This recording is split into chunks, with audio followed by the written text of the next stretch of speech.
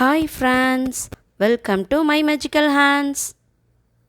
இன்னைக்கு நம்ம சேனல்ல ஒரு அருமையான ரெசிபி தான் பார்க்க போறோம்.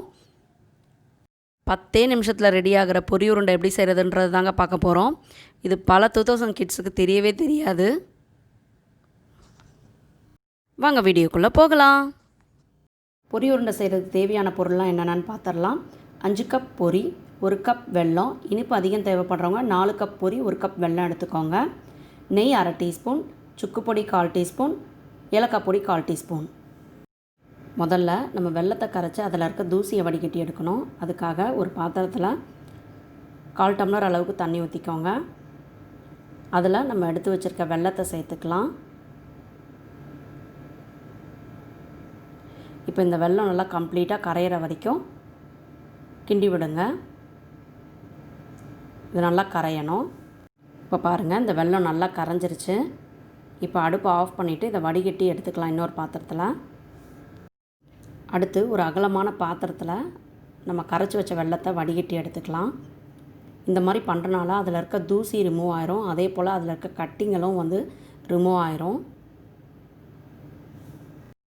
இப்போது இந்த வெல்லத்தை நம்ம பாகு காய்ச்ச ஆரம்பிக்கலாம். அடுப்பை ஆன் பண்ணிக்கலாம். வெல்லம் இந்த மாதிரி நல்லா கொதிக்கும் போது கரண்டியை வச்சு கிண்டி விட்டுட்டே இருங்க, இல்லைனா அடிப்பிடிச்சிடும்.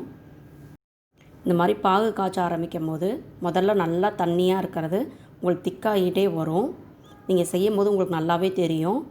இந்த மாதிரி நல்லா திக்காகிட்டே வரும்போது நல்லா நம்ம குழம்பு மாதிரி வரும். அந்த ஸ்டேஜில் எடுத்து தண்ணியில் விட்டு பாருங்கள். கரையாமல் அப்படியே இருக்கணும். அதே போல் எடுத்து உருட்டுறதுக்கு வரணும். இந்த ஸ்டேஜ் வந்த உடனே கொஞ்சம் ஜாக்கிரதையாக கிளறிட்டே இருங்க. அடுத்து பாருங்கள், இப்போ நான் தண்ணியில் விட்டு பார்க்குறேன். எடுத்து நல்லா உருட்டினேன்னா கொஞ்சம் நேரத்தில் அது ஹார்ட் ஆயிடணும். கீழே போட்டிங்கன்னா டங்குன்னு சத்தம் கேட்கும். இந்த ஹார்ட் பால் கன்சிஸ்டன்சின்னு சொல்லுவாங்க.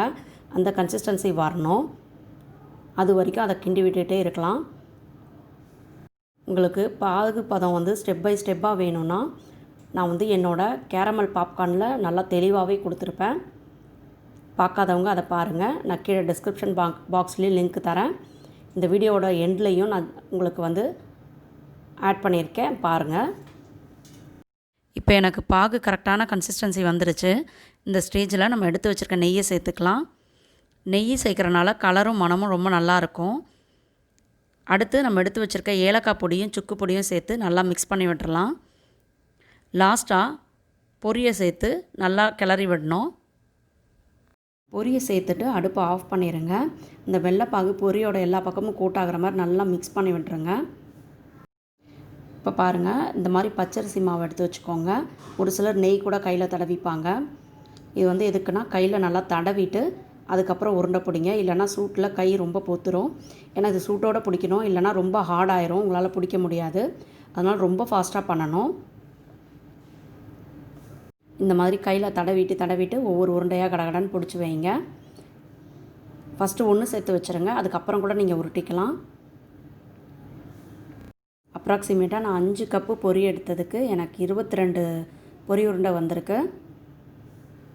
நம்மளோட டேஸ்ட்டான பொரி உருண்டை வீட்டிலேயே 10 நிமிஷத்தில் ரெடி ஆயிடுச்சு பாருங்கள். இதை நீங்களும் உங்கள் வீட்டில் ட்ரை பண்ணுங்கள். ட்ரை பண்ணிவிட்டு கமெண்ட் பண்ணுங்கள். ஏதாவது டவுட் இருந்தாலும் எனக்கு கமெண்ட் செக்ஷனில் கேளுங்க. இந்த மாதிரி ஹெல்த்தியான ஸ்நாக்ஸாக உங்கள் பசங்களுக்கு செஞ்சு கொடுங்க.